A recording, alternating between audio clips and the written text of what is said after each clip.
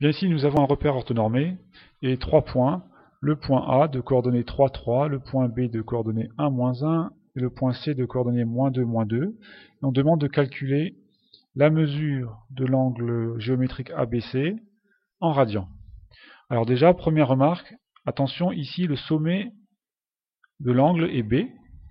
Autrement dit, pour déterminer une mesure de cet angle, à l'aide du produit scalaire, il faut parler du produit scalaire BA scalaire BC. Vous voyez, il faut que, ici, les deux vecteurs commencent par B, qui est bien le sommet de l'angle.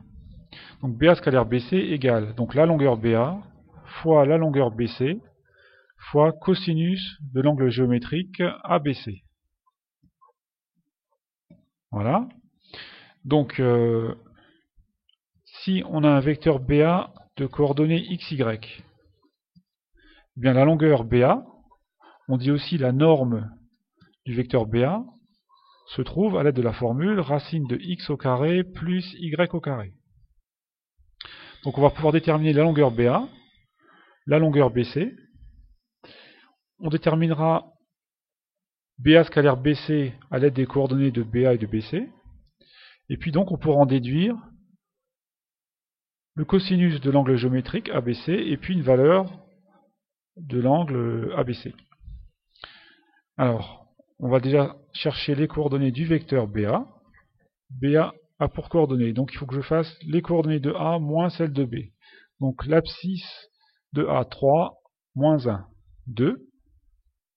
Et puis l'ordonnée de A 3, moins 1. Ça fait 3 plus 1, 4. Voilà. Je procède de même pour BC. BC a pour coordonnées donc l'abscisse de C moins l'abscisse de B. Abscisse de C moins 2, moins 1. Ça fait moins 3. Et puis ordonnée de C moins ordonnée de B. Ordonnée de C moins 2, moins 1, donc moins 2 plus 1, moins 1. Voilà. Maintenant, je peux déjà déterminer BA scalaire BC. Donc on a BA scalaire BC égale, alors la formule, je vais peut-être l'indiquer ici, BA scalaire BC, donc il faut appliquer x plus y. Donc l'abscisse de BA fois l'abscisse de BC, donc 2 fois moins 3. Donc ça c'est x plus, alors y, 4 fois moins 1. 4 fois moins 1. Voilà, on calcule, ça fait moins 6 moins 4 égale moins 10. Donc là, j'ai déterminé la valeur de BA scalaire BC. On a déjà le nombre à gauche. On va chercher la longueur BA et la longueur BC maintenant. Donc longueur BA égale, donc j'applique la formule, racine de l'abscisse de BA 2, donc 2 au carré, plus l'ordonnée de BA 4, plus 4 au carré. Donc ça fait racine de 4 plus 16, racine de 20. On procède de même pour la longueur BC. Donc BC égale racine. Alors BC, moins 3 au carré, plus moins 1 au carré. Moins 3 au carré, plus moins 1 au carré. Je calcule. Racine de 9, plus 1, racine de 10.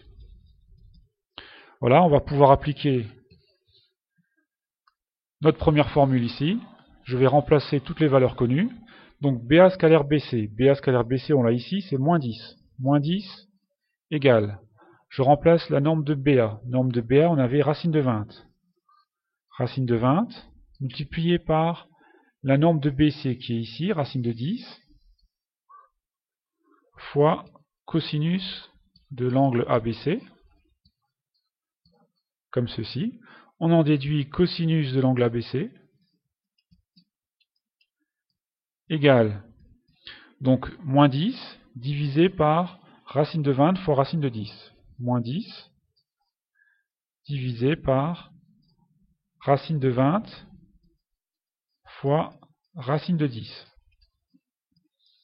Alors, racine de 20, c'est racine de 2 fois racine de 10.